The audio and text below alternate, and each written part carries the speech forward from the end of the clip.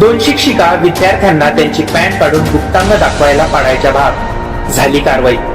ही लज्जास्पद घटना पश्चिम बंगालमधील मुर्शिदाबाद मधून उघडकीस आली आहे। या घटनेप्रकरणी विद्यार्थ्यांच्या पालकांनी महापालिकेच्या 2 प्राथमिक शाळांमधील 2 महिला शिक्षकांविरुद्ध पोलीस ठाण्यात पॉस्को अंतर्गत गुन्हा दाखल केलाय।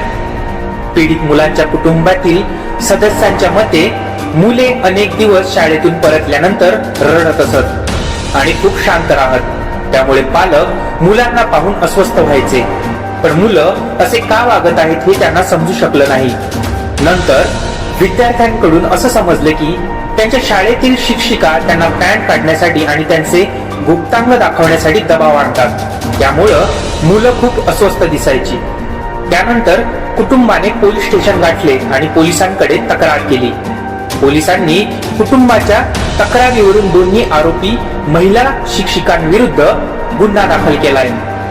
आरोपी शिक्षिकांचं म्हणणं आहे की त्यांना राजकीय कटकारस्थान करून अडकवलं जात असून त्यांच्यावर लावलेले आरोप खोटे आहेत। सध्या पोलिसांनी गुन्हा दाखल करत सखोल तपास सुरू।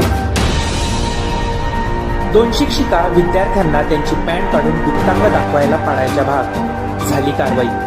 ही लज्जास्पद घटना पश्चिम बंगालमधील मुर्शिदाबाद मधून उघडकीस आली आहे। या घटनेप्रकरणी विद्यार्थ्यांच्या पालकांनी महापालिकेच्या 2 प्राथमिक शाळांमधील 2 महिला शिक्षकांविरुद्ध पोलीस ठाण्यात पॉस्को अंतर्गत गुन्हा दाखल केलाय। पीडित मुलांच्या कुटुंबातील सदस्यांच्या मते मुले अनेक दिवस शाळेतून परतल्यानंतर रडत असत आणि खूप शांत राहत, त्यामुळे पालक मुलांना पाहून अस्वस्थ व्हायचे, पण मुलं असे का वागत आहेत हे त्यांना समजू शकलं नाही।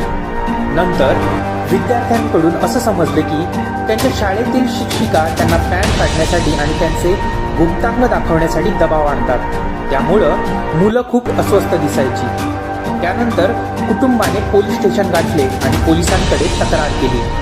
पोलिसांनी कुटुंबाच्या तक्रारीवरून दोन्ही आरोपी महिला शिक्षिकांविरुद्ध गुन्हा दाखल केलाय।